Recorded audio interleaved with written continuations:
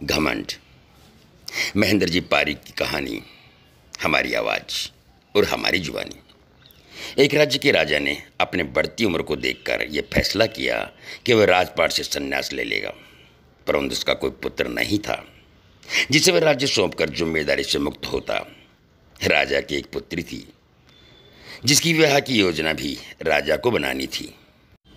इसलिए उसने मंत्रियों को बुलाया और कहा कि कल प्रातः जो भी व्यक्ति सबसे पहले इस नगर में प्रवेश करेगा उसे यहाँ का राजा नियुक्त किया जाएगा और मेरी पुत्री का विवाह भी उसी के साथ कर दिया जाएगा।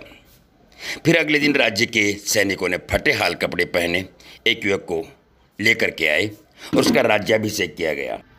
राजा अपनी पुत्री का विवाह उस युवक के साथ करके जिम्मेदारियों को सौंप कर स्वयं वन को प्रस्थान कर गए। धीरे धीरे समय बीतता गया और उस युवक ने राज्य की बागडोर संभाल ली और एक अच्छे राजा की तरह राज्य की सेवा में लग गया। उस महल में एक छोटी सी कोठरी थी जिसकी चाबी राजा हमेशा अपने कमर में लटकाए रहता था। सप्ताह में एक बार वह उस कोठरी में जाता, आधा एक घंटा अंदर रहता और बाहर निकलकर बड़ा सा ताला उस कोठरी में लगा देता था और अपने अन्य कार्य में लग जाता था।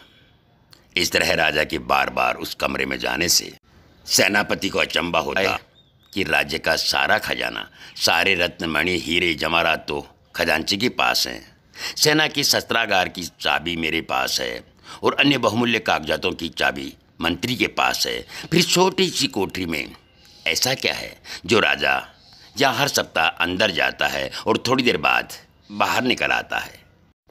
सेनापति से रहा नहीं गया। उसने हिम्मत करके राजा से पूछा कि राजन, यदि आप क्षमा करें तो यह बताइए कि उस कमरे में ऐसी कौन सी वस्तु है जिसकी सुरक्षा की आपको इतनी फिक्र है। राजा गुस्से से बोले, सेनापति, ये तुम्हारे पूछने का विषय नहीं है, यह प्रश्न दोबारा कभी मत करना। अब तो सेनापति का शक और भी बढ़ गया। धीरे धीरे मंत्री और सभासदों ने भी राजा से पूछने का प्रयास किया, परंतु राजा ने किसी को भी उस कमरे का रहस्य नहीं बताया। बात महारानी तक पहुंच गई और आप तो जानते हैं कि स्त्री हट के आगे किसी की भी नहीं चलती। रानी ने खाना पीना त्याग दिया और उस कोठी की सच्चाई जानने की जिद करने लगी। आखिरकार विवश होकर राजा सेनापति व अन्य सभासदों को लेकर कोठी के पास गया और दरवाजा खोला। जब कमरे का दरवाजा खुला तो अंदर कुछ भी नहीं था सिवाय एक फटे हुए कपड़े के जो दीवार की खूंटी से लटका था। मंत्री ने पूछा कि महाराज, यहाँ तो कुछ भी नहीं है। राजा ने उस फटे कपड़े को अपने हाथ में लेते हुए उदास स्वर में कहा कि यही तो है मेरा सब कुछ। जब भी मुझे थोड़ा सा भी अहंकार आता है तो मैं यहाँ आकर इन कपड़ों को देख लिया करता हूँ। मुझे याद आ जाता है कि जब मैं इस राज्य में आया था तो इस फटे कपड़े के अलावा मेरे पास कुछ भी तो नहीं था। तब मेरा मन शांत हो जाता है और मेरा घमंड समाप्त हो जाता है। तब मैं वापस बाहर आ जाता हूँ।